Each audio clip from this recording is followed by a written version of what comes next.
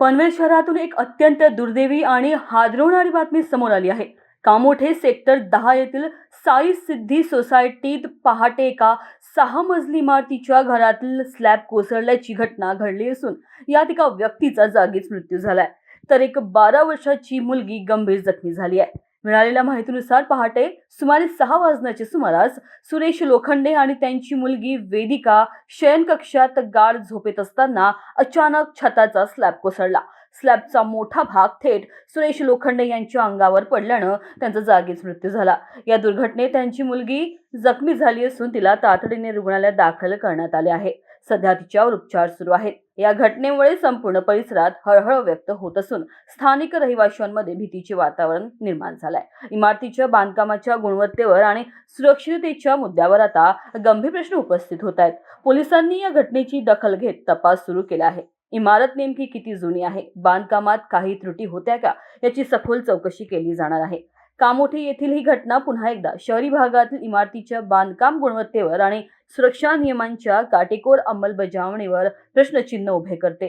एका निष्पाप जीवाचा बळी गेल्यानं कुटुंबावर दुःखाचा डोंगर कोसळलाय। प्रशासनानं अशा घटनांची गंभीर दखल घेऊन इमारतीच्या सुरक्षा तपासणीबाबत ठोस पावले उचलणे गरजेचे आहे, जेणेकरून भविष्यात अशा दुर्घटना टाळता येतील।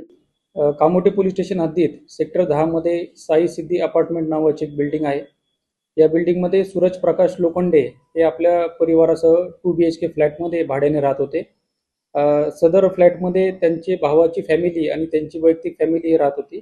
रात्री हे त्यांच्या पत्नी आणि 2 मुलींसह त्यांच्या बेडरूममध्ये झोपलेले असताना पहाटे साधारण 5:30 वाजण्याच्या दरम्यान त्यांच्या जो स्लॅब आहे त्या स्लॅबचे जे प्लॅस्टर आहे तर ते कोसळून त्याच्यामध्ये सूरज प्रकाश लोखंडे यांची डेथ झालेली आहे आणि त्यांची जी मुलगी होती वेदिका तर हिच्या हाताला देखील करचटलेला आहे।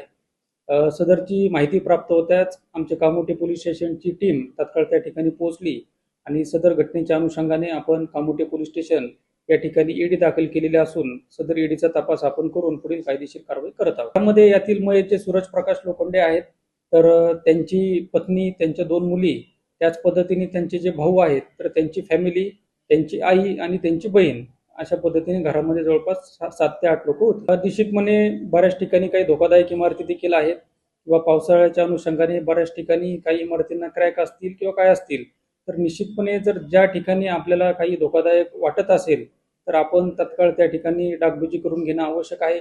ज्या ठिकाणी इतर यंत्रणेची जसे महानगरपालिका असेल, सिडको असेल यांची आवश्यकता असेल तरी त्याबाबत देखील आपण आम्हाला कळवणे आवश्यक आहे किंवा संबंधित यंत्रणेला कळवून त्यामार्फत त्या ठिकाणी दुरुस्ती करून घेऊन सर्वांनी खात्री बाळगणे आवश्यक आहे। यातील जे आहे ते सूरज प्रकाश लोखंडे यांची डेथ झालेली आहे आणि त्यांची मुलगी वेदिका हिच्या हाताला खरचटलेला आहे।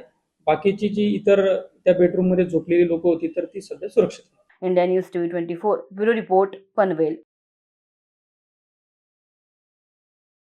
क्या आपके चेहरे पर आ गई है असमय झुर्रियां, त्वचा पर काले दाग या फिर ऑर्थोराइड्स प्रॉब्लम जैसे कि कमर या घुटनों का दर्द, बालों का झड़ना और असमय बालों का सफेद होना, सीने में जलन, पेट फूलना तथा एसिडिटी और इन सभी प्रॉब्लम से आप हो गए हैं बेहद परेशान?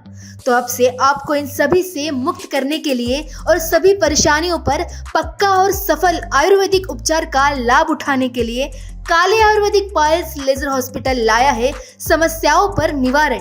आज ही आइए नागपुर के सबसे अच्छे हॉस्पिटल काले आयुर्वेदिक पायल्स लेजर हॉस्पिटल में, जहां आपको मिलेगा इन सभी समस्याओं का निवारण।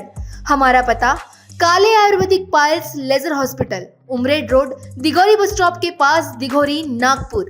संपर्क करें 7553870770 या फिर 9423105824।